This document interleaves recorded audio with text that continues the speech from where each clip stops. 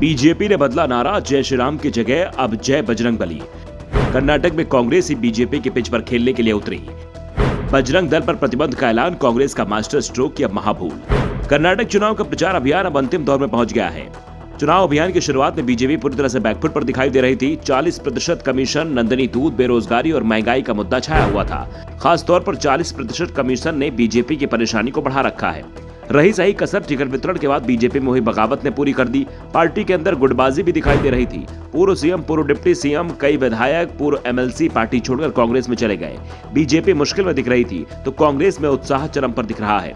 तमाम सर्वे बता रहे थे कि प्रदेश में कांग्रेस की सरकार बन रही है। बीजेपी ने राज्य में ध्रुवीकरण की कोशिश बहुत की, लेकिन तटीय कर्नाटक और उससे लगे हुए क्षेत्रों को छोड़कर उसे कहीं भी सफलता नहीं मिल रही है। राज्य की 224 सीटों में से मात्र 40 से 50 सीटों पर ही ध्रुवीकरण का असर दिख रहा था, जबकि 1.5 साल से ही बीजेपी ने राज्य में ध्रुवीकरण की कोशिश तेज कर दी थी। हिजाब से शुरू हुआ मामला टीपू सुल्तान तक पहुंच गया था, लेकिन कोई भी दांव सफल होता नहीं दिख रहा है और बीजेपी को लौटकर कांग्रेस के मुद्दों पर ही चुनाव लड़ने को मजबूर होना पड़ रहा है। लेकिन अचानक ही चुनाव से पहले कांग्रेस का घोषणा पत्र आया, जिसमें बजरंग दल और पीएफआई के बराबर खड़ा कर दिया गया और दावा किया गया कि पीएफआई और बजरंग दल जैसे संगठनों पर प्रतिबंध लगाया जाएगा। कांग्रेस ने जैसे ही अपना घोषणा पत्र जारी किया, बीजेपी ने इसे लपक लिया और बजरंग दल पर प्रतिबंध की घोषणा को चुनाव में मुद्दा बना दिया।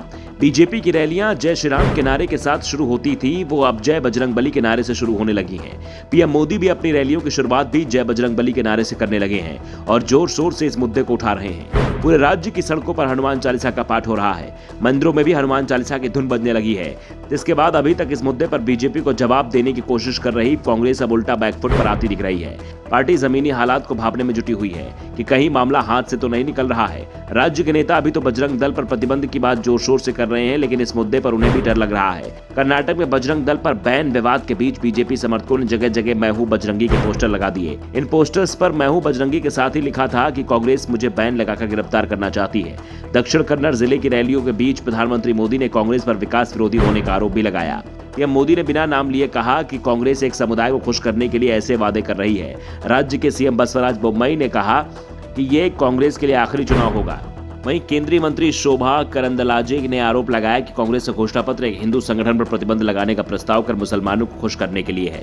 बजरंग दल आरएसएस का हिस्सा है और कभी भी देश विरोधी गतिविधियों में शामिल नहीं रहा है। बीजेपी के आईटी विभाग के प्रमुख अमित मालवीय ने सवाल किया, कांग्रेस जैसी पार्टी जो कर्नाटक के लोगों के लोकाचार का प्रतिनिधित्व नहीं करती है, उनका प्रतिनिधित्व कैसे कर सकती है। बीजेपी युवा मोर्चा के राष्ट्रीय अध्यक्ष और बेंगलुरु दक्षिण सीट से सांसद तेजस्वी सूर्या ने एक पोस्टर शेयर करते हुए दावा किया कि मैं बजरंगी हूँ, मैं कन्नडिगा हूं और यह हनुमान की भूमि है। मैं कांग्रेस को मुझ पर प्रतिबंध लगाने की चुनौती देता हूं।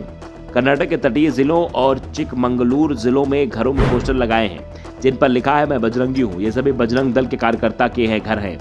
कांग्रेस नेताओं को यहां वोट मांगने की अनुमति नहीं है। Bureau report, the Navdarpan news.